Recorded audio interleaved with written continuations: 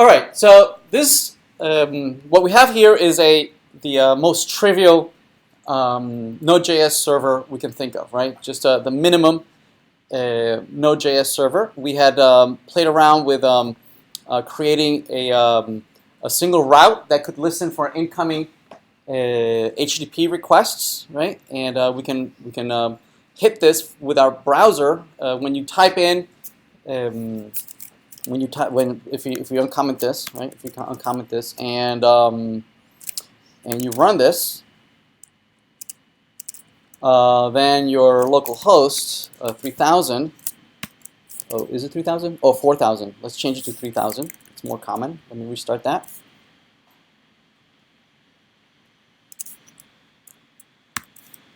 Okay, this is our index page.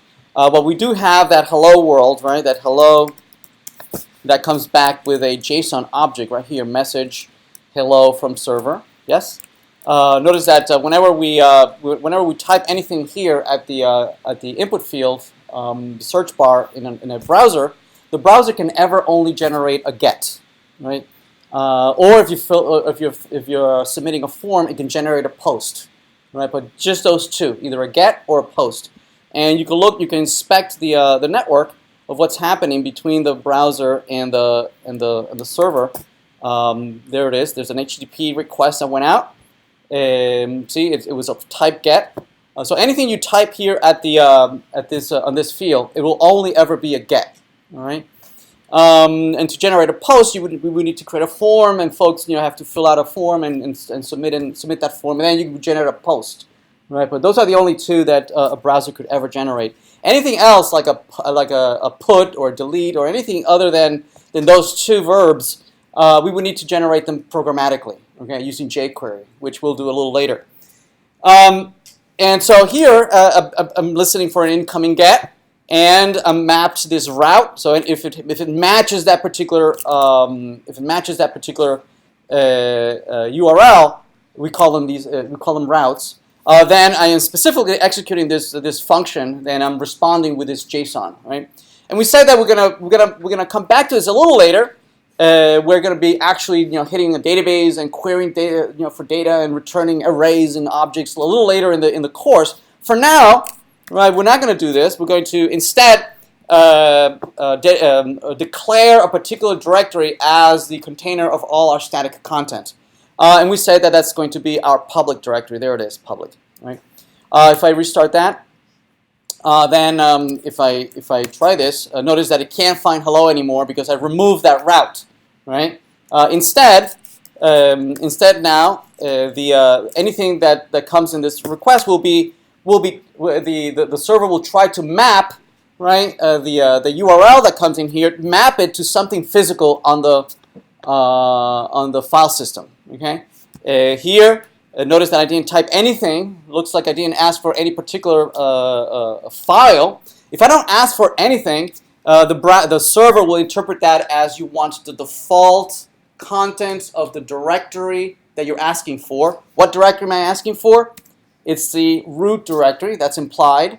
Right? We call that sometimes the scope of the application, the root scope of the application. I didn't explicitly ask for any document. So I'm really getting this, the index.html, right? That's the default file that gets served if you don't ask for anything. If I create another directory here, maybe a hello directory, and if I ask now for that directory hello, right? There's really nothing inside of that directory, so there's nothing for it to serve me. But if I put an index page in there, index.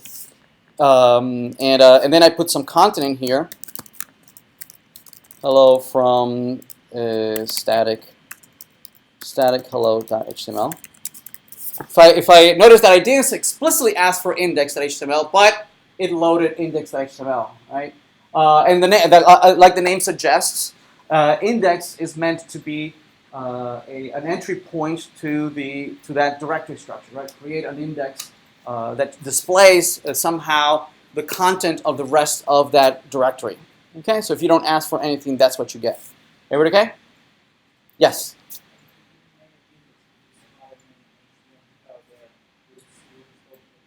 Right, so the servers come automatically configured to use index as the default page, but you can configure others like home or anything you want, right?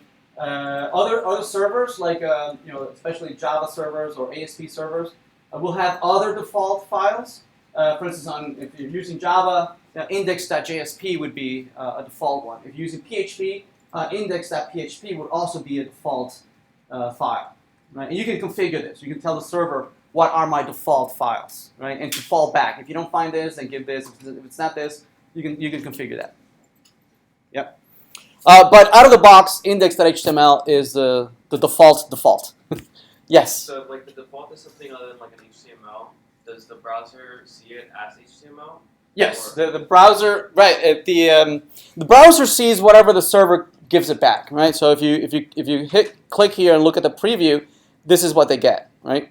That index page. They get this static index page right here. But if it was like PHP, does the browser know PHP or? No, the browser only ever knows HTML, right? So what's we'll see a little later is that when HTML is rendered dynamically on the server side, the client thinks that everything is static, right? Because it gets executed on the server and it gets converted into just plain old HTML, right? So the server only gets it, even though it's dynamic, the client never knows that it's dynamic, right? So the server thinks it's dynamic, but the client thinks it's static. Here we're flipping it around. We're putting all static HTML, JavaScript, CSS on the server. The server thinks it's static, right? But by the time it gets to the client, the JavaScript is going to execute on the browser, yes? And then it's going to become dynamic, right? It's going to execute on the client. So it's kind of flipped, right?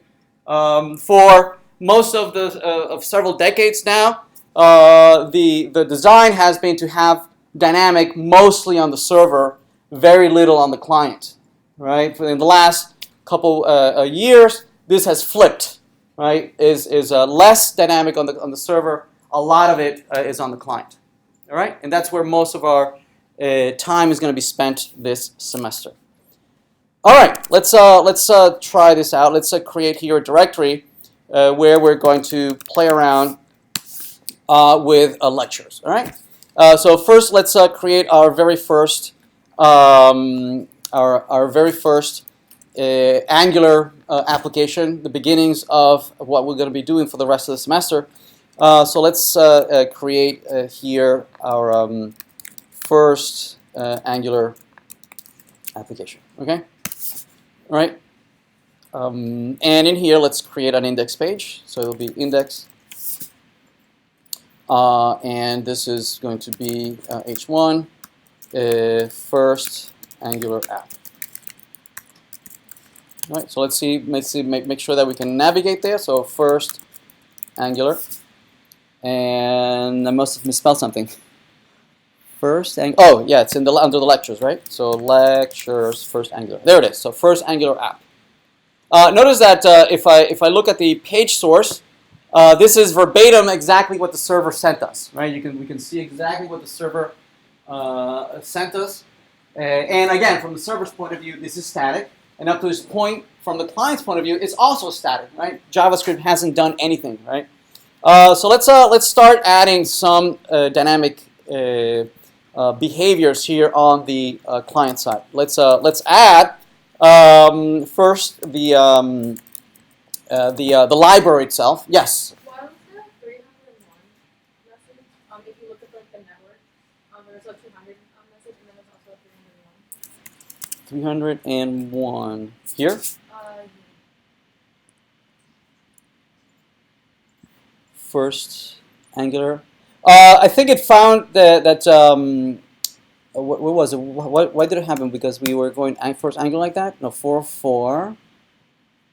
Why did it come up like that? First, what was this? Lecture? Was it? Lectures? Was it? Oh, what was it? 301.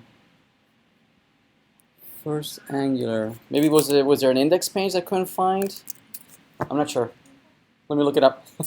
Why? Let's see if I can reproduce it. Where is it? Okay, yeah. So let's start with the library. So the all these libraries that we're going to be looking at, right? They You can either install them or make them available by downloading them and copying them on your machine. Right, that's a very common way to work with. Or we can use a CDN, right, a code repository where all these libraries already live. Right, so for instance, if you look these up, we could say Angular CDN. CDN stands for Content Delivery Network, and so here's one of them. Google, for instance, provides one of these libraries. For instance, hosted libraries under here, developers.google libraries. There's CDN and JS. The docs from the Angular, you can download from there as well. So these are CDNs that are fairly robust machines that are specifically designed so that they're going to be presumably up all the time, right?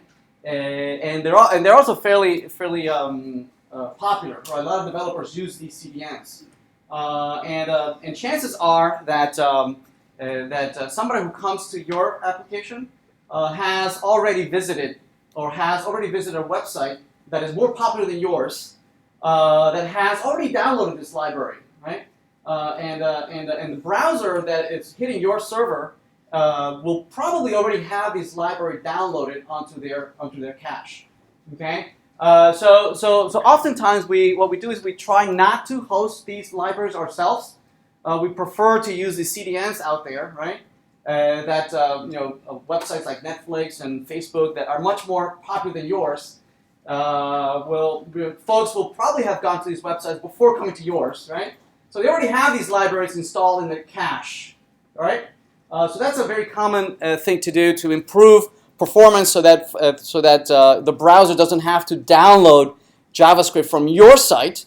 That they can download it from Google, for instance. Okay, so if you go to Google, this is one of the libraries. We can copy that and just paste it in here in our index page, right? So here we have our first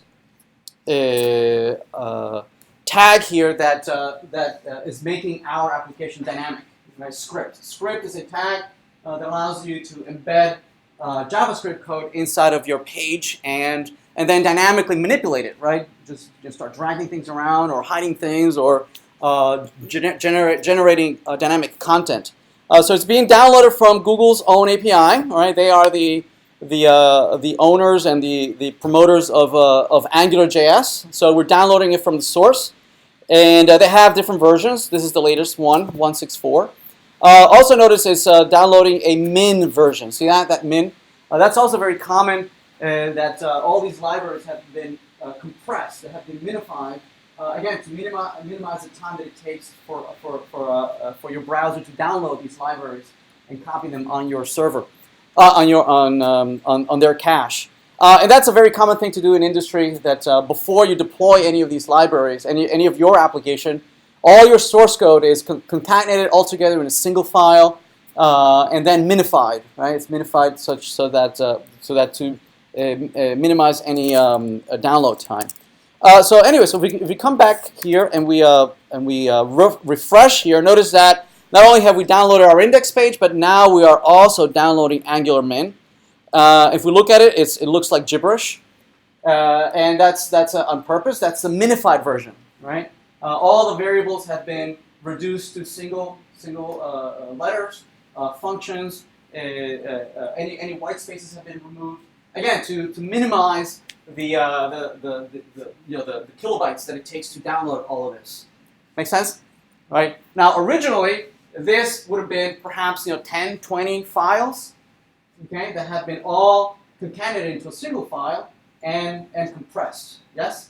So that's very important to understand, right? Any code that you write, right, from now on, right, needs to be compatible with this deployment. How this code is going to be deployed at some point, right? Your code, you think your code is just one single file, but eventually your code will live alongside with many other files, all concatenated into one single file.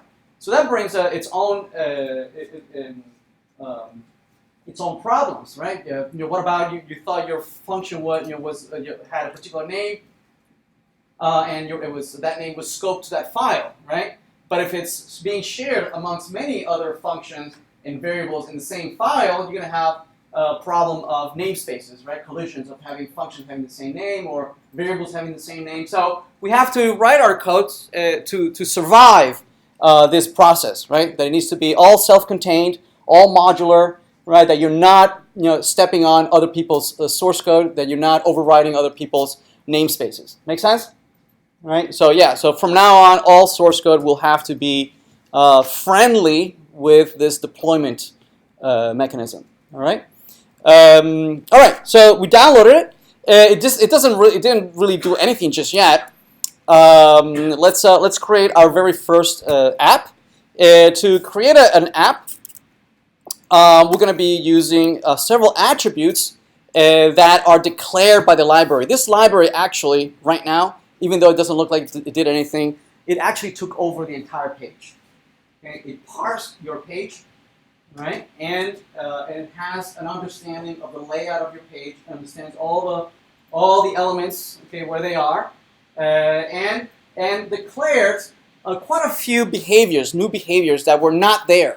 Okay? What Angular does is that it extends the HTML language, right? HTML is meant to be static. A stateless language, right? What Angular does is just expands on HTML and extends all the tags, all these tags and attributes. You can completely rework HTML. If you don't like how HTML works or it behaves, you can entirely redefine what HTML does and how it behaves. Okay. Here's one example. This is a brand new attribute that wasn't there before, right? This is not standard HTML, ng-app. That's a brand new attribute that was added by the framework, the Angular framework, that allows you to declare an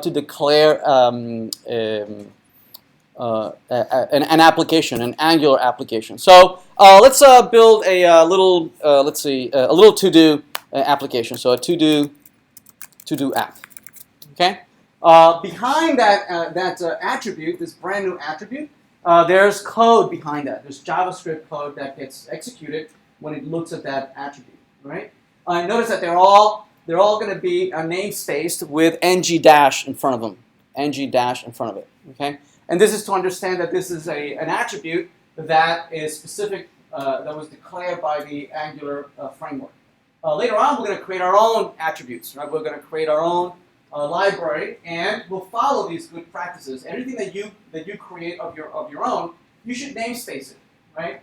Any classes that you create, any styling classes that you create, any new attributes, any new tags that you create, right? Those should all be namespaced to understand that these are yours, right? These are custom yours. Typically, a common thing to do is to, if you're in industry, you'll use maybe the acronym of your employer. Or some namespace that the development team has agreed on. Yes? So ng-app, the Angular team has agreed that ng- is their preface. All right. So now if I refresh this, now notice that I have an error. See that? There's one error. If we look at the console, it says that yeah, you asked for ng-app, a to-do app, but I don't see it. Where is it? I can't find the definition of that application. Okay? So we need to declare that we actually need to declare that application. Just looking for it, but it did not find it. Notice that it gives you some error. If you click on it, it takes you to a URL to a page that gives you a little more information about the error. Right? It says I tried to instantiate the to-do app module, but I can't find it. Okay? Did you misspell it? Did you put it in a different place? Where is it?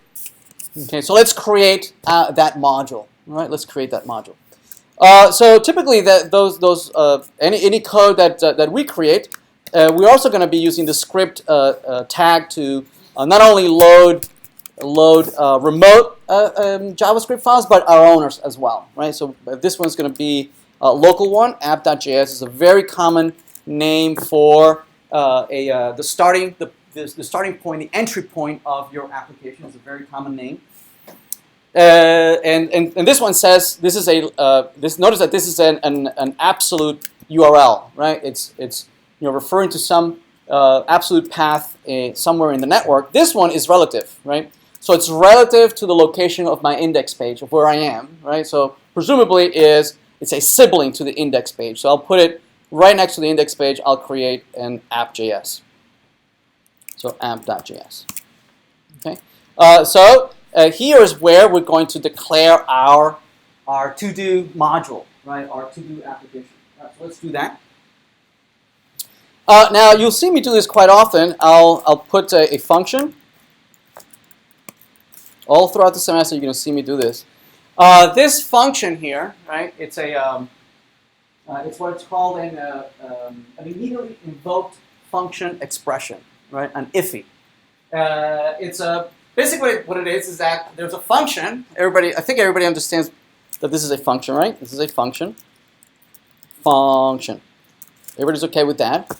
And typically, we would want to give a function some name, right? Okay. In JavaScript, it's fine to declare a function with no names, right? We call them anonymous functions, right?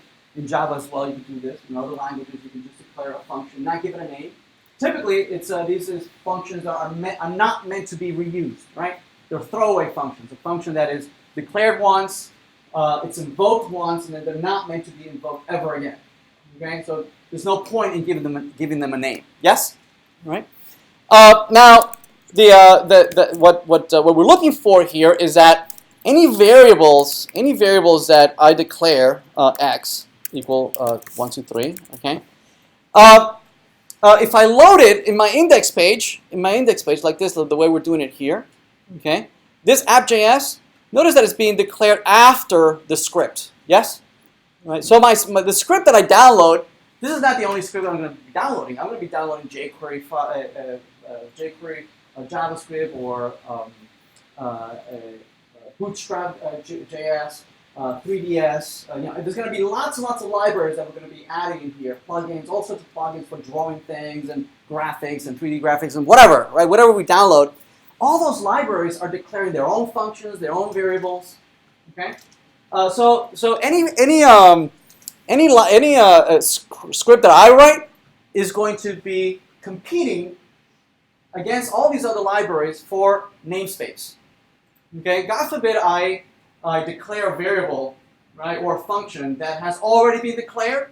I'm going to be overriding that function, right? That's one of the big problems in JavaScript, right? That we don't have this,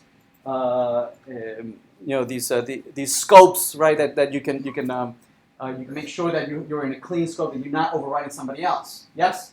Okay, so to avoid having to compete with those namespaces, right, that you're not overriding somebody else, okay, one of the ways to do it is that you can use functions. So in a function, okay, any variables that you declare in there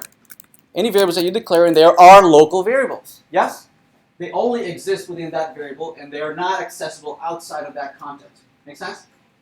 All right. So we want to be able to do that. We want to be able to make use of that idea. We want to be able to put all our source code in a function that protects it from outside from outside meddling, and we don't want to be meddling with other people's code. What I like to be able to do is to be protected in here, and I want to be able to execute it. I want to be able to behave as if it were declared out here. Yes, right. When it runs, X is immediately declared. Yes, right. So to do that, typically what we would do is call the function. Right, we would call the function, but we are declaring a function which is being declared on the global space. So that the whole point is that we don't want to do that, right? So to fix that problem, typically what we do is that we embed this in an expression that self-executes. See that? These parentheses here at the end says whatever's on the left, invoke it. Right? The two parentheses means interpret what's to the left as a function and invoke it. All right? Everybody okay? Right. So you'll see me do this often, and it's a very good practice. All your source code should be declared inside these if statements. Right? It's a very common design pattern in JavaScript, right? is part of the design pattern of creating modules, self-contained modules. Everybody okay? Right, and so these are referred to as IFEs. Yes? Will we not be using ESX for anything? No. Well, you're welcome to.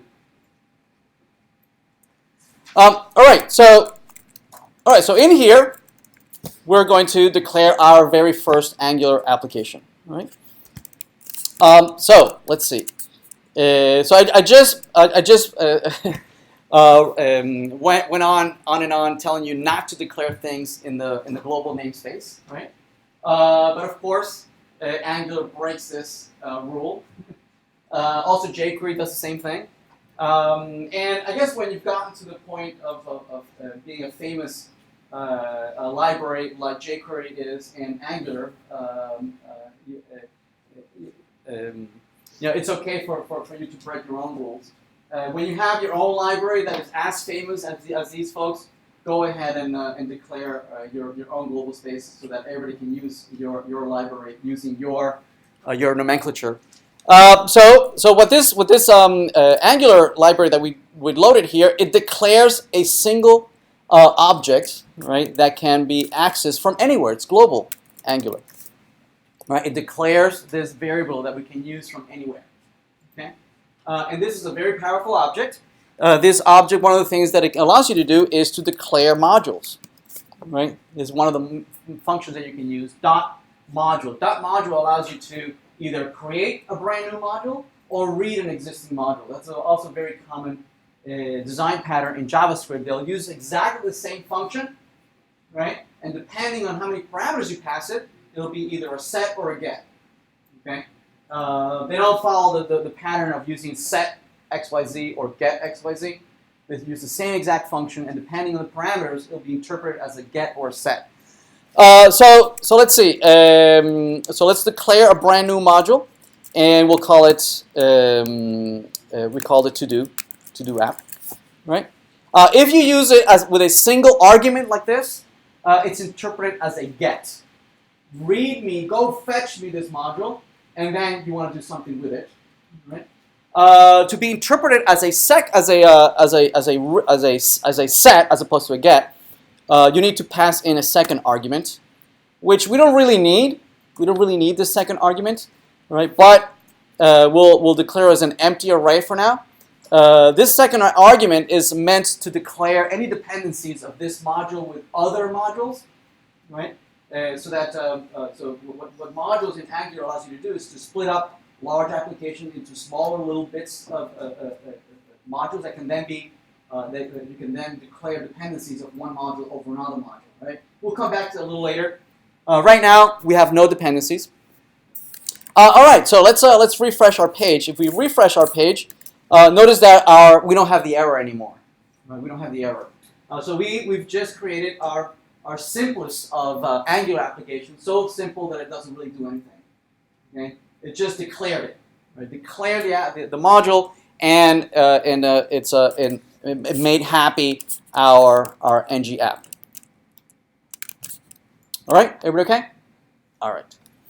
All right, great. Let's keep going.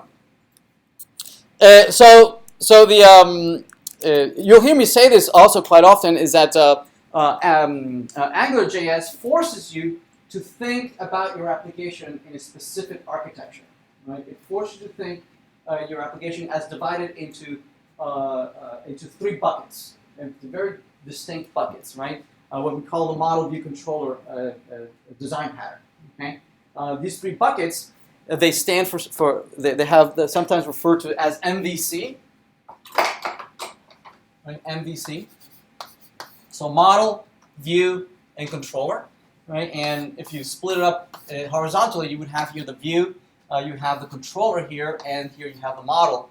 And the intention is that the view, the idea of splitting this up is part of a larger design pattern of you want to separate the concerns, right? Separation of concerns. You want to make sure that anything that concerns the view, anything that has to directly interact with the user, that needs to look pretty and it needs to respond to user input or the keyboard or the mouse or the clicks, anything that has to deal with direct user interaction, we consider to be the view. So artifacts, various artifacts would fall in here, right? Certainly HTML, certainly CSS, right? Anything that has to deal with that is immediately being consumed by a human actor would fall in the view, right? So for instance, this deals with responsiveness, making sure that things are laid out correctly, white spaces, and now the model is quite a bit of several. It's meant to represent the data in your application, right? This could be various instances of objects that perhaps refer to one another, that might have different instances related to one single instance. These are your arrays, your objects, your attributes, right? And presumably they have no idea how how this is eventually going to be rendered, right? It is not their concern, right? The concern is not how this is going to be rendered. That's the concern of the view. Its only concern is how you're going to structure this data, right, to better represent it, in the relationships. All right. The controller sits in between, right, and it's meant to do the glue between these two things. It's meant to respond to events that are generated from the view. As a user types or moves a mouse or fills out a form and interacts with the application, the controller is responsible for handling this event stream. So it's an event stream. So all these events are being generated to the controller. The controller handles those events, right, and it converts them into some action, right. And the user perhaps clicked on here's a new to do, right, or remove a to do, or I want to edit a to do, right, or I want to search a to do. And so as they interact, all these events are handled by the controller. And the controller interacts with the model, or it could delegate it to an intermediate layer, right, that handles these actions.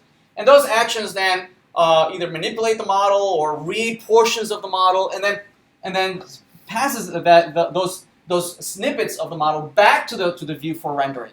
Yes, right. This is a very common design pattern that has been around for quite a while, especially in server-side technologies, certainly in .NET, in J2EE, Java, Enterprise Edition. These folks have been pushing this design pattern for quite some time. It's very, very mature in these frameworks, right? And so these client-side, these new frameworks that are mostly on the front end are copying all these great ideas that have been around for decades. Okay, that has worked very well in these other instances, and they're saying, oh, let's stick to that. That it looks like it works very well. So anyway, so Angular forces you to think in those three buckets. Everybody okay? All right. So let's do that. Let's declare our very first controller. Dot controller. This is also, notice that I'm using these dots over here. See that? Dot module, dot controller. That's also a very common pattern in JavaScript programming in general. Okay? And notice that we refer to this as chaining. Right? We are chaining lots of functions, right, off of the same object. Okay? What's happening here is that the first invocation to this function is returning the original object, parent object, okay? So that you can again call controller on the same original object, Angular. See that? Right? This makes it a little bit more readable, and as we'll see a little later, it makes for some really interesting code that almost reads as human, as human language. Almost, especially when you start interacting with data models like queries, select, where, blah blah blah. You can actually have a conversation. So this controller function, right, is being called again on Angular, right? It's being called on this module that we're declaring, and we can give it a name. We can give it a controller name. I would call it. let's see, what do we want to see here? Presumably what we'd like to be able to see is a list of to-dos, perhaps, yes? Some list of to-dos. So let's call the controller the to-do, to-do list controller. Okay? Right. That's the name. We are declaring the controller in the to-do app. So this controller is now known by name, right? Everywhere, so that it can be used anywhere else in the application. And we're going to tie it to a function of the same name. Okay, there we go. So we have a function. And what this is saying, right? What this is saying is that I am declaring the following function, this function. I'm declaring that to be a controller. Okay. Sometimes it is referred to as a decorator. We're decorating this function. We are giving it some magic, right? This function has now some magical powers, right? Because we have decorated it as a controller. We're saying that this function, which is basically a constructor, right? What this is going to do, this controller function is going to use this to instantiate this, right? It's going to use this function as a constructor. It's going to create an instance of this controller, and then it's just going to make it available by name in the rest of the framework, right? So anybody using this name can then refer to this controller. Yes? Everybody okay? Everybody good? All right. So we have a controller, and presumably we would like to now have the view. We need to have a controller, and typically we would like to have the view that is controlled by that controller. We need to be able to tie these two things, right? We need to have a controller that handles events coming from the view, right? Goes and fetches some data, and then passes it back to the view for render. So we need to marry these two things, right? Where is the view? What is the controller? Okay. So let's create our view. Our view could be just any portion. Could be any portion of the HTML source code, right? So for instance, we might say that this little piece, this little snippet of HTML is going to be the view controlled by the following controller. The to-do, what do we call it? To-do list controller. Right. Again, we see the ng dash, right? This is an attribute that is part of the framework. And what this is doing is that it's binding, right, a snippet of the page with a controller, right? So anything that happens in here, any rendering that happens inside of this div, the to-do list controller is responsible for. Okay, right? Everybody okay? Right. Okay. So what do we want in this inside of this div? Let's refresh. Let's see that it's not complaining. Okay, very good. We'll call this maybe a to-do list app. Let's see, what do we need here? Let's see, maybe we want a placeholder, maybe an input field where we can type the name of the to-do, right? So maybe we could have an input field, maybe we want a button that we want to be able to click, right? So add to-do. Okay. So if we render that, there we go. So we have an input field and an add to-do, and if we click on it, presumably it would add it to the bottom of this to-do list. Yes, and we might want to render those to-dos perhaps as a list of items, and in here we might have the to-dos, right? And here we have pick up kids, right? And pick up milk.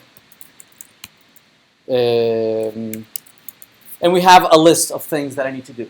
Yes? Everybody okay? Now, somebody in the doing their CSS, they might be styling this and making it look pretty. From our point of view as a developer, we're not responsible for that, right? It's not our concern, right, of making this look pretty. Our concern is that we want to make this dynamic, right? We want to be able to somebody be able to type something here. And somehow add it to the list. Yes, and then we need to be able to iterate over some array of objects, of to-do objects. Yes, and then render them here. Yes, right. That would be the responsibility of us, the developers. It is somebody else's concern to make this look pretty. Although it wouldn't be that hard to make it look pretty. All right, let's spend a little bit of time doing that. For this class, we're going to be using a Bootstrap CDN. We're going to be using this library. You're welcome to use other libraries, right? But for the assignment, please use Bootstrap. It'll make it much easier for us to grade. We're going to load that CSS library. Href. It's a style sheet, right? And just by doing that, our application already is going to look a little prettier. Okay, it's a different font, and it's going to add some styling that it's going to make it look a little better. All right, let's see what else. One of the what this library does is that it declares tons of yes. Yeah, no, definitely. Yes, please.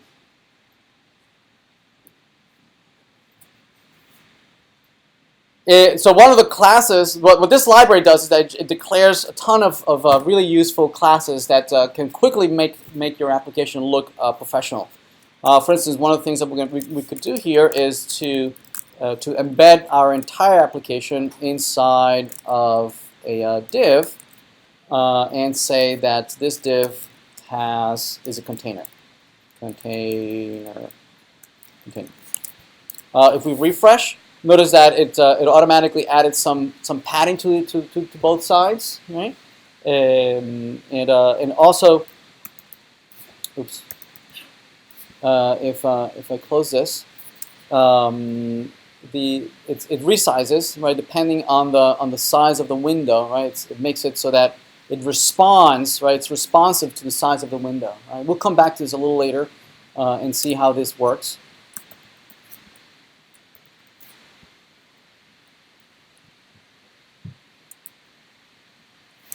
Okay.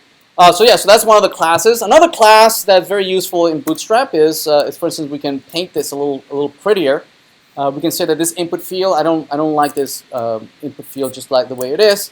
We can say that it's a form control, right? And it automatically makes it so that it becomes the entire width of the page, leaving some spacing on either side. It rounds the corner. If I type in it, it changes the color of the back of the border. So already it's starting to look a little prettier. The button as well, we can paint it a little bit so it looks a little nicer. We can say that this is a button. It's a button block, meaning I want it to take the entire width of the page, and I want to choose a particular color, a primary color, which is blue. By default, it's blue. Right? So it's already looking a little prettier. The list as well, we can paint it as well so that it looks a little more professional. We can say that this is a, let's see if I remember, a list. No, I don't remember. Get Bootstrap component list group. Oh yeah, list group. Lists group, right? And each one of these is a list group item.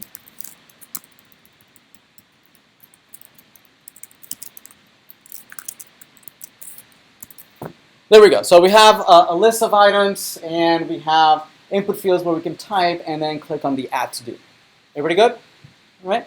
All right. So let's see how we can render this. Perhaps someone in design, somebody using Photoshop already did all of this work for us and gives us, right, this looking already professional.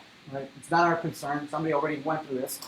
And we need to make sure that to stay within the boundaries of this look and feel, right? That we can't change the layout. It's not our responsibility to change the layout. We just have to make this dynamic, right? As JavaScript developers. All right, so let's do this. So one of the things that we could do is that we need to bind this data, this list somehow with the controller. The controller is going to provide us with data, and we need to somehow render it over here. Also, we need to somehow bind the clicking of this button so that the controller is going to handle this, so that the controller knows that this is being clicked. Also, we need to somehow, from the controller, get a hold of this, of the value, of whatever value we type in this input field. Yes? Right, so we need to do all these things.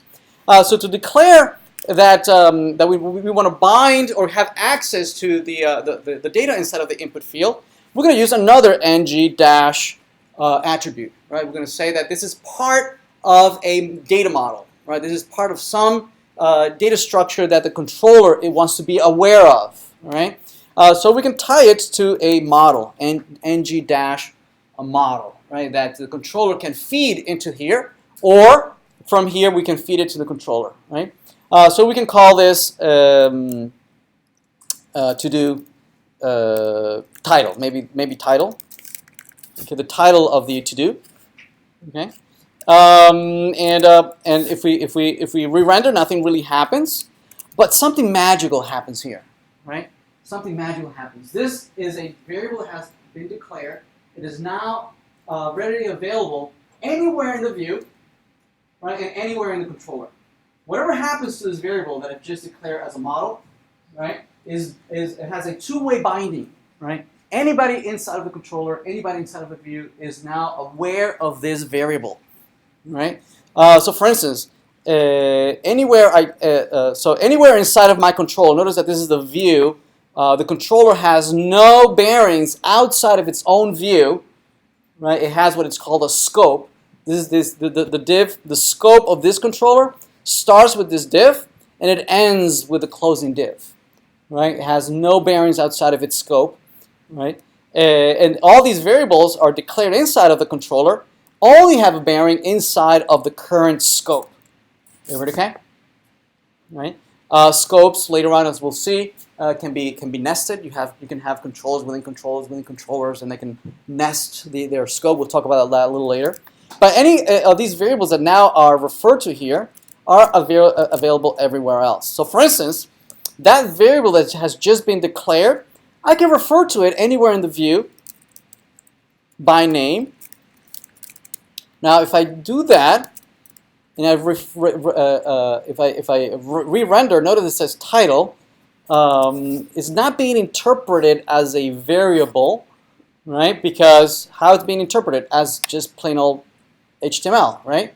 So we need a way to distinguish whether this should be interpreted as little HTML or should be interpreted as a variable. Meaning, do I want to dereference this somehow, right? I want to treat this as a variable.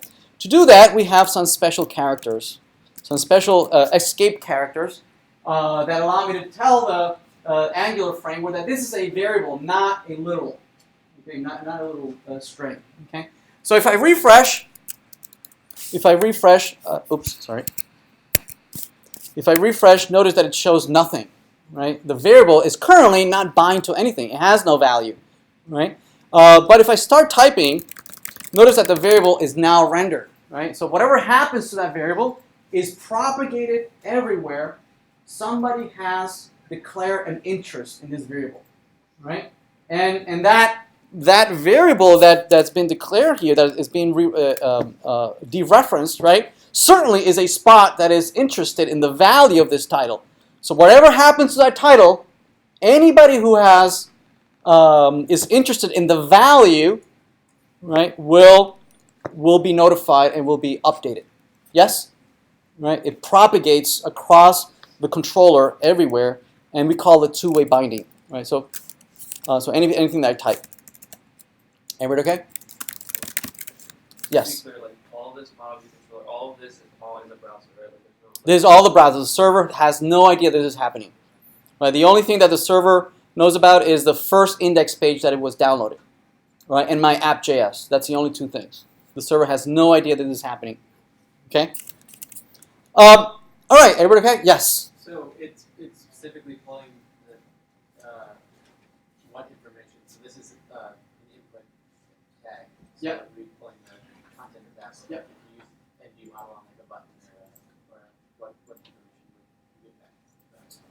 I'm not sure. Can you repeat? Like, you can take input as text from an input tag. Yes. If you ask and you declare it as an ng model. Yep. And then it'll give you the value of that input. Yep. Yep. And use it on like other interactions. Yeah. Wherever you put it, it'll display, right? Okay. That's not my question, but I think I know. You can put it in put it in hrefs, right? So you can have dynamic URLs. You can put it as a href that refer to images. So wherever you can calculate a string, right? You can refer to it. But it's always looking for a string. No, it could also be an object. It could be a JSON object. Okay. Right now it's a literal string, but we'll see in a minute that it can be also a JSON object. Yes. I think he was asking like if you put if you make a new model, like a new model inside button. Like, Yeah. What would put in that variable? Where you want to put it? So right before class, the inside button. In here? Yeah. No. If you ng model equals something. Oh, ng model here, or like title equals something? No. So basically, I'm sorry. Copy paste ng model to the title, all of it, and then just put it right after the word button. After the word button. Oh, here. That's Okay. the holding tag. What would that result be? Well, the button doesn't have a value. You can generate events. Okay, it can generate events, which we'll see in a second. Yes, but it doesn't have a value. If it's a checkbox or anything that can, where you can actually generate data, right, or radio button or anything that you can select or drop down, all those have data, right? They can change data as you interact with them. But buttons can't change values, right? You can generate an event, which we'll see in a minute how to handle it. Okay? What's yours? I noticed that in Flask they use the same like double curly bracket Yep. templating thing. Is that the same like templating model, I guess? The Jinja 2 template? Yes. Yeah, it is. Yep. You can use, if you don't like curly brackets, you can change them to be something else, right? Because sometimes you can collide with other templating engines that use exactly the same. So you can change it. You can change it from curly brackets to something else. All right. So exactly. So you mentioned this, right? So for instance, instead of being a title, that's very that's almost like a global variable. Typically, we might want to encapsulate that in an object-oriented way. Or you could say that this might be a to-do dot title, right? So this is actually declaring a to-do instance that has an attribute title, okay? Which would work exactly the same way, right? You can refer to to-do, just to-do, right? The to-do object. And if you reference this and you start, oh, what happened to my button? Oh, this is add, right? Add. There we go. So this might be pick up milk. Notice that it understands that this is an attribute of some object, right? To do, right? So it's giving me a JSON representation of that object, but it's a to do object with an attribute title and properly formatted. Okay. Yes. Yeah. So it's as you're typing, it's updating. So is this like constantly updating, or does it update like when you? Yeah. So what it does is that it creates event handlers, right? Listening for keystrokes in this case, right? If you have the template like that, then it generates the event handlers. If you don't have anybody listening, it doesn't generate the event handlers, right? So it's listening to the keypad, and then as you type, it'll propagate that to any listeners, right? In this case, we only have one listener, but you could have many listeners, and it'll propagate the events to everybody who's interested, right? It's using the observer pattern, right? Somebody registers an interest on a particular value, and then all the observers will be notified for any changes on that object. Okay. Again, these are all design patterns that have been around for quite a while in other frameworks that have matured, and Angular is one of those frameworks. There's quite a few MVC frameworks out there that are somewhat doing similar things. Something like that. Yes. So if this if the input is an ng model, Yes. according to MVC, you should have an idea about it. Right. So there's model with big M, and there's little model with a small m. Right. So each input field, right, internally has its own little model, right, on how it needs to render. For instance, if the input field in the browser internally, it needs to be able to represent the text and the characters that is being displayed, right? So internally, each view has it's a little MVC inside its own thing, right? Now it has been abstracted as an input tag, right? But the input tag internally has its own little MVC as well, okay? That handles the keystrokes, and as you type the keystrokes, it's updating its own characters that it's displaying on the right. So when we talk about MVC, that M is the big M, right? And we won't actually get to the big M until we start talking about schemas and data on the server, right? So that's the big M that we'll see a little later, right?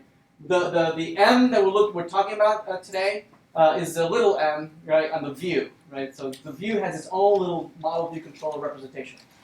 Okay, so it's a good design pattern that scales well with small views, small controllers, small models, or as larger modular applications that build on smaller pieces. Okay. Yes. Anything else? All right. So what I want to what happens when I click on this button? What I'd like to be able to do is notify my controller, right? And to notify the controller, there is an ng click, as you would expect, right? It says if this happens, if somebody clicks on this button, what do you want to do? Right? We want to notify my controller. My controller needs to be notified that this happened. And again, you can imagine that this input field internally has its own little on click that updates its own text and whatnot, right? But it's all hidden and abstracted for us inside of this input tag. Yes. And when we get to directives a little later, we will be creating our own HTML tags. Yes. And that HTML tag will be abstracting its own little model, its own little view, its own little controller, all abstracted by this brand new input text, whatever tag we want to create, right? That will have its own little encapsulated little model view controller. So yeah, you can think of input as just an abstraction again of a smaller version of MVC. Anyway, so what do I want to do? So presumably the controller, I want to notify the controller. Hopefully on the controller there will be some function that is called add note, right? And ideally I would just want to be passed in the to-do object, right? So this is what I would like to happen, right? That this is somewhat functional, right? That there's no need for the controller to know anything really about the HTML or low-level JavaScript event handling, right? We want the controller to work at a higher level, so presumably there'd be some function on the controller that can handle this. So let's do that. Let's see how that could work. So on the controller, I would like to have this function here that says add to do, right? That receives a to do object, right? And perhaps do a console log to do. Right. Right now, unfortunately, this doesn't quite work. Right. We're not being able to invoke that function. Right. We're not being able to invoke that function. Right. We have to do a little more magic for this to work. To tie these two things together.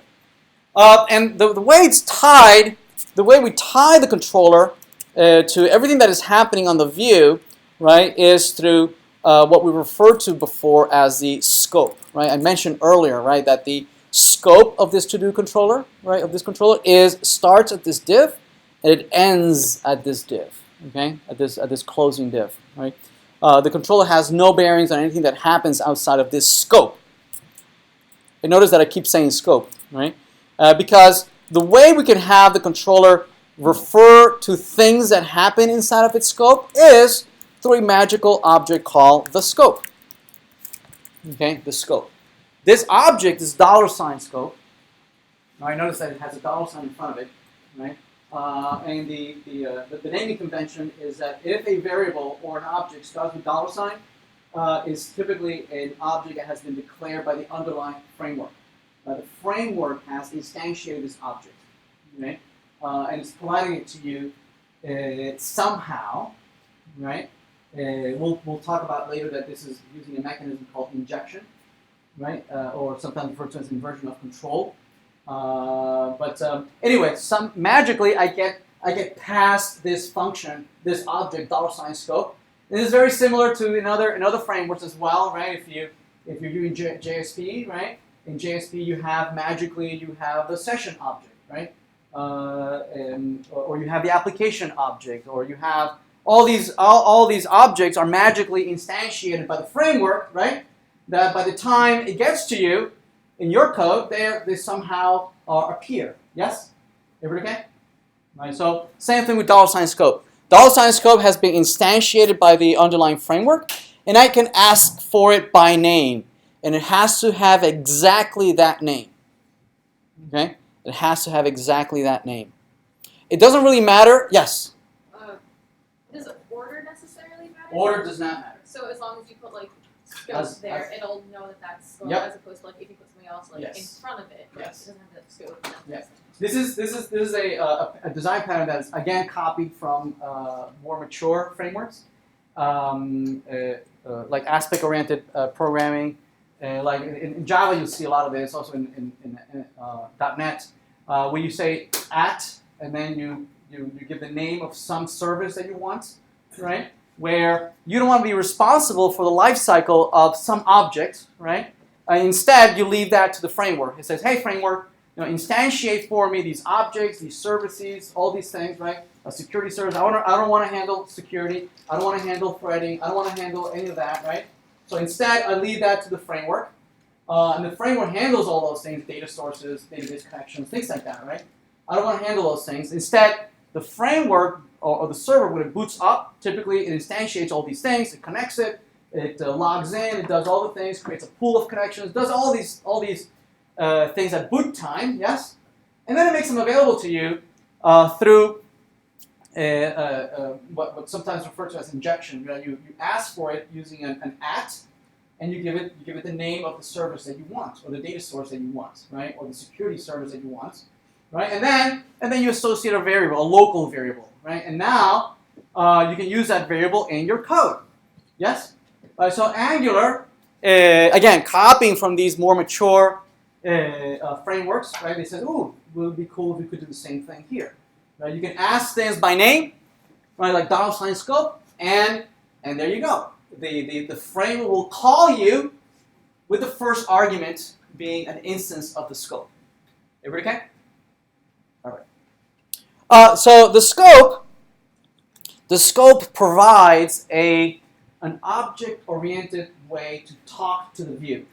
Right? The view and the controller are going to talk to each other through this $scope. Okay? In an object-oriented way. Right? You will never see here from Angular, you'll never see JavaScript knowing anything about the HTML. Right? It has absolutely no idea that you're using a UL or an LI or a div, or it doesn't care, right? And it shouldn't. The controller, right? It is not the controller's responsibility or concern on how the view renders. That is a concern of the view. The view should care whether it's using a table or a UL or divs or laying it out in columns or whatever, right? That's the concern of the view. It is not the concern of the controller to know anything about the layout. The only concern of the controller is to receive event handlers, manipulate the model, and give some data back to the view for rendering, right? So it's this cycle, right? Handle events, do something to the model, and send back the results to the view for rendering, right? It doesn't care what happens to the HTML or how it's rendered. Make sense? Right? So as I said earlier, so $scope gives us an object-oriented mechanism to talk to the view. Right? So anything that you declare off of the scope dot, anything that you declare off of the scope in an object-oriented way will be readily available in the view, and anything that the view declares, any data that it declares, will be available in the controller. So for instance, that variable to do that is declared in the view I have access to that in the controller. I could say $scope to do, right? And I could create an object with an initial title.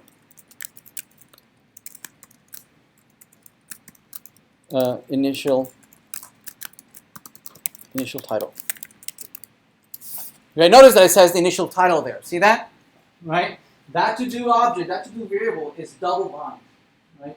Whatever happens to it in the view, the controller knows, or whatever the controller does to it, the view knows. Right? And they're one and the same. They're one and the same. They're treated as a pointer, literally. Right? Very much like you in C++ or C, you have a pointer, and if you pass that pointer around, and anybody who has that pointer can manipulate the original structure, that's how this is being treated, as if it were a pointer. Anybody who has a reference to this to-do object, right, can manipulate that object. Most of the times it's powerful and very convenient. Sometimes can introduce errors if you don't know what you're doing. Right? You have to be very careful because it's being treated as an object instance, as a pointer. Yes? What's the difference if it is the placeholder in the input field instead of doing that itself? Placeholder? Like for instance, like here, instead of ng model, like placeholder, like that, and put what in there? Put it here, like that. Okay. Well, since it's being used in both places, and since the way the placeholder works, the placeholder only displays when the input field is empty. But if the input is empty, then the placeholder is empty too. So it would not display anything, right? Right. So the placeholder. So if I say this only shows with no input, right? Right. So if I type away, then it shows, right? So if it's the same thing. So if it's empty, the placeholder would be empty too, so it would not show anything, right? So yeah, so if I do to do, right? If I render it, right, and if I go in and empty it, it's empty. The placeholder is empty, right? But you could see how it's being updated. Look at the HTML, right? Look at the HTML. You can see what's happening here, right? The placeholder, and as you type. See the placeholder? The placeholder is being manipulated in the DOM. See that? QSD. So it is updating it, right? It's just that you are actually typing. You're typing right over it, right? So you don't see it, right? And as you type away, notice that the placeholder is disappearing, right? So when it disappears, it is showing the placeholder. It just happens to be empty. Make sense? Okay.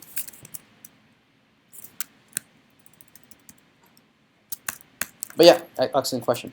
All right, so this to-do object is tied in the controller, right?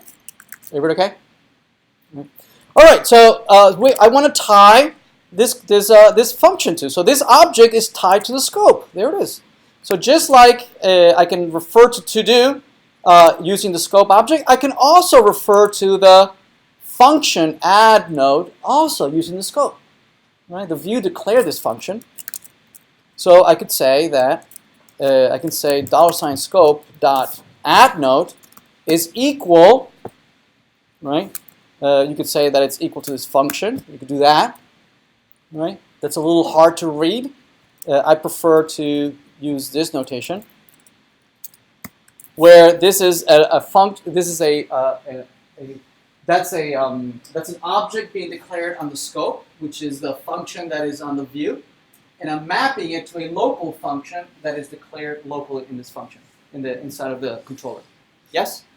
Everybody okay? Right? So if I re-render this, and I look at the console, oop, where did I get it? Never. Add node is not defined. Add node. Oh, sorry. Add to do. Is that what I called it here? Add node. No, add to do. Let's refresh. So notice that if I click on it, notice that indeed the controller is receiving the object. See that? And it's printing it out to the console. Right? If I keep typing, notice that it's adding it. If I keep typing, I say add. and it keeps adding it. Right? Everybody okay? Everybody good? All right. So what I run, so the model here, right? It's this little scope, right? It's the little m, not the big M, right? It's a little model. The scope represents the model, right, of our little UI here. Certainly, if you have a larger application, you would have a big M, right? And we'll get to that when we get a little later when we talk about services, and we'll talk about database connectivity, and we'll talk about the big M. Here we're using a little model that only is used within this little user interface. So what we'd like to be able to do is perhaps keep track, right? Keep track of all the to-dos as an array, right? And then add instances of all these to-do into this array, right? And the idea would be that on the view, I would iterate over these to-dos, right? And I would render them one at a time, okay? So in the add to do, really what I like to be able to do is scope.todos. Oh, I can't type today. Push, right, to do. Okay, push to do. Right, everybody okay? And perhaps I can do a console log and print out all those to dos. Right. So if I type like that, notice that I have that array, right? On the right hand side. I get in the controller, I have the array, and I have that one object that I just added, right? That contains the title initial title. Everybody okay? Right. Notice that if I try to add another one, I get another object. See that? I get initial title and initial title. Yes? Right. And if I add yet another one, and I add. Notice that I get 3 objects. Yes? Makes sense? Right? Let's look at the third object. It says initial title SFG. Notice that they all have SSDFG. See that? See that? They all have the same title. Why is that? What I mentioned earlier, right? This to-do object is being treated as a single instance, and when you pass it to a function, it's treated as a reference to the original object. Right? So basically, you have an array of the same pointer being added to the same array 3 times, always pointing to the same object. Right? Isn't that weird? So to just illustrate a little bit, we can render this to-dos, right, on the view. Let's look at it and put it right here. Or let's render that, the to-dos, like that. Right? Let's try it again. Notice that it's empty right now. And as I type, I say add. Notice that we have our first elements, right? Title, initial title. Okay. But notice that I'm about to type my new to-do, right? And as I type, I'm editing the original object I added earlier. It's literally being treated as if it was a pointer, right, to this original object, right? And if I add it, I basically have 2 objects. Well, not really 2 objects. They're both pointing to the same object. And if I type both, right, they're both being manipulated, right? They're not both. They're literally pointing to the same object. Make sense? So you have to be careful a little bit here, right? What we really want to be able to do is copy, right? Copy the object, or make a brand new instance of the object and put that in the array, right? So that we decouple these from each other. Yes? Don't change the input placing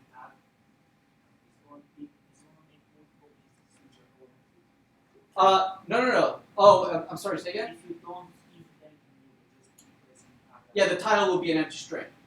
Right. I want multiple objects, No, they'll both point to the same one that is empty. but they're not multiple objects. No, they're pointing to the same one, right? So for instance, if I refresh, right, and I empty this and I add, right, they're all going to have the same title empty. Is this what you mean? Yeah, but Right, they're all being added, right? They're all pointing to the same object. It's really one object, right, which is being pointing to the same object always. So we don't want this. This is not what we want. Okay, so what we really want is that we want to copy, right? There's a couple ways of doing it.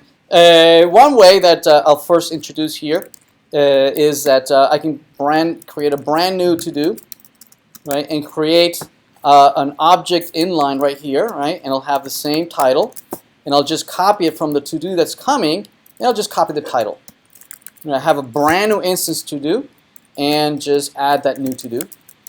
Right? In JavaScript, you can create a brand new instance using this little syntax, right, which is very, very convenient.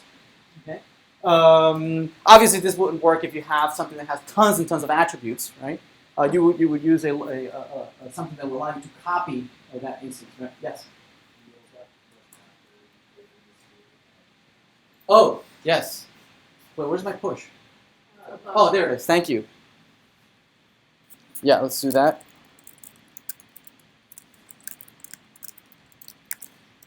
And there's my new to do. Okay.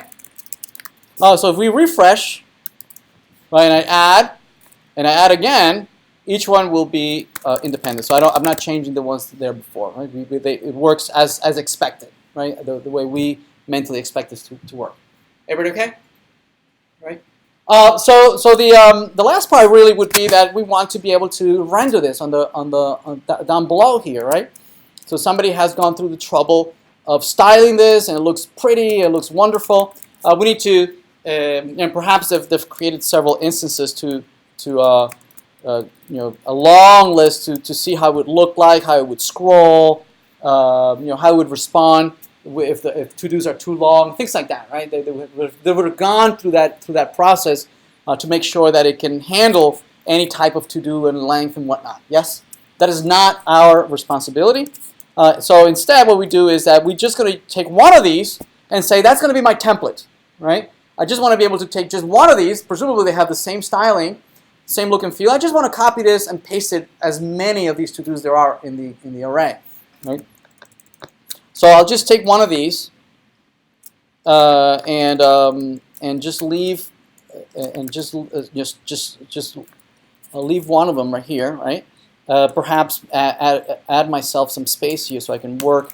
As long as I don't ruin the look and feel and the layout that has been painstakingly designed, I'm good, right? So what I want to do is that I want to iterate over that array, and God and behold, there is a way to do that as well. You can ng-repeat.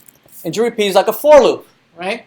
On the client side, it says, hey, take that array that is in the current scope, right? Iterate over it, right? And create as many instances as there are in that array, right? So you can say, iterate over all the to-do in to-dos, right? So remember, we're adding the to-dos in the scope of to-dos right here, right? So this to-dos is this one right here, scope to-dos, yes? And I'm going to iterate over them, and each one is going to be bound to this to-do object as I iterate, yes? So I can display it here, to-do. Right, so this is the local there. Notice that it has nothing to do with this to-do, right? This one has it's a local variable that only has the scope of this for loop, of this ng-repeat, has nothing to do with this other to-do over here, right? So let's do that. So if we render, right, notice that it's empty. There are no to-dos. And if I do an add, notice that it shows the JSON object of that to-do. Right? And we can add some more. Pick up milk. Add pick up kids. Yes? Right, it's being added as JSON. Right now we're only just rendering the JSON object representation. We could instead just say to-do.title, right, and just render only the title of that, right? So we can add, and then it becomes just a title, right? And I can have any number of those. Everybody okay? Yes. So can you go back to the index HTML? So if you wanted to, like for example, like when you click add, you want to clear the text box. Yep. Like right now you probably go to like add to do, which is like the controller, but isn't Yep. that like, I mean, it's just kind of like a code style question, like isn't like an action like that is kind of like shouldn't like you would be responsible for that, but if you're following this, you would put it in the controller. So. Yeah, you could say that you want to clear it, Okay. right? Or null, or empty. So when you add it, it becomes empty. So you could add like. Yes, you could add code imagery. Right. Yes. You can initialize certain things. We can say, ng init, right? And then here you can put some variable names or some objects that you want to initialize, right? That only have meaning here and nowhere else, right? That are not meant to be reusable, right? But anything that is meant to be reusable, you would not put in the view, right? You would put it either in a service or in a reusable controller. Yes. Yeah, you can do that too. Yeah. Yes. Everybody okay? All right, awesome. All right, so the next thing about me so with typically for any entity, in this case the entity is a to-do, right? That is my domain object, right? My domain object is a to-do. For any domain object that you choose of your particular domain, you'll need to create the typical actions that any of them that you need to support, right? For instance, you need to be able to create, which we can. You need to be able to list or read or see all the instances. Read, which is we've done, right? We can read. You should be able also to do the delete, right? Of something that already exists. And like to be able to update, right? All the CRUD operations. Right now we only have kind of 2 of those operations. Let's focus on a couple more. We have a couple more minutes. For instance, how about removing one of these titles, right? So what we could do is add maybe an X to the right-hand side that where we can remove. So perhaps we can span, and we can use one of the Bootstrap glyphicons for that art. For instance, we have the glyphicon remove glyphicon, right? So we can say class. That glyphicon, and that adds for me that X somewhere. So there's my X, right? And that X, I want it to be on the right-hand side. So let's pull that to the right-hand side. So we can say pull right,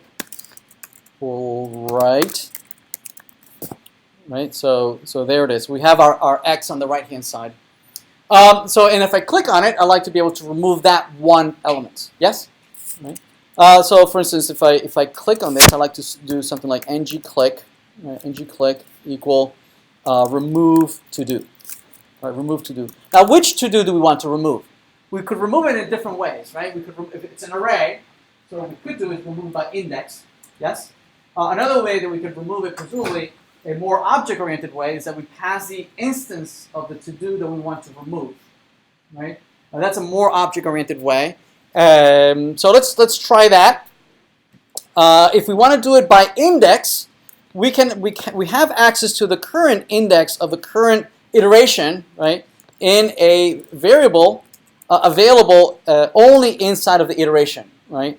And it's a variable that is created as you iterate, and it's $index, right?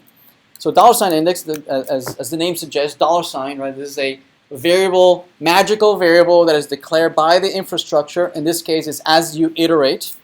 And it's a function that we can access from the controller. So on the controller, we can say create another event handler. Right? These are event handlers. Right? They're handling all the events that are being generated by the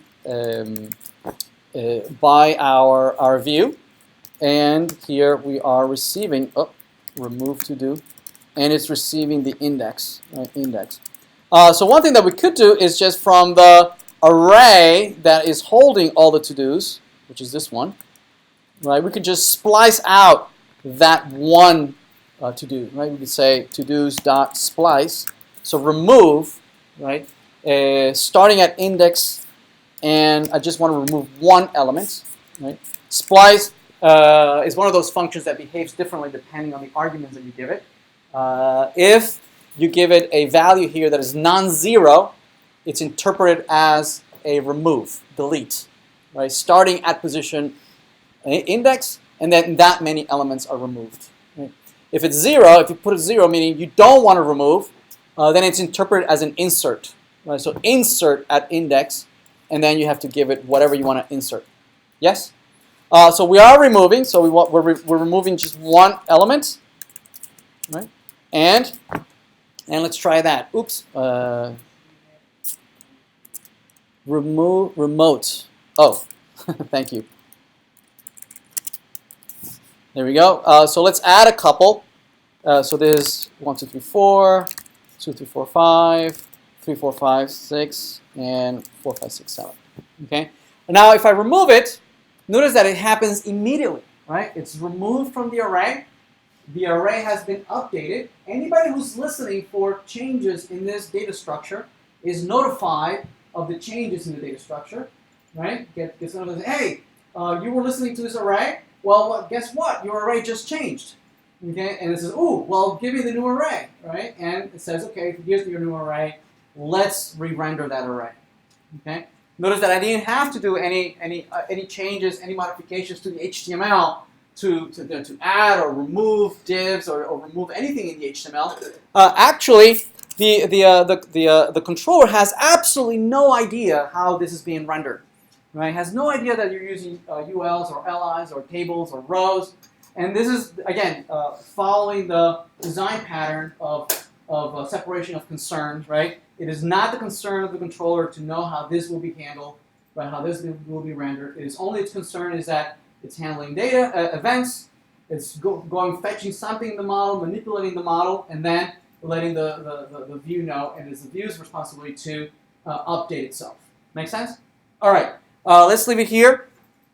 When we'll come back, we'll do some of the additional CRUD operations when we come back tomorrow. All right? Thank you.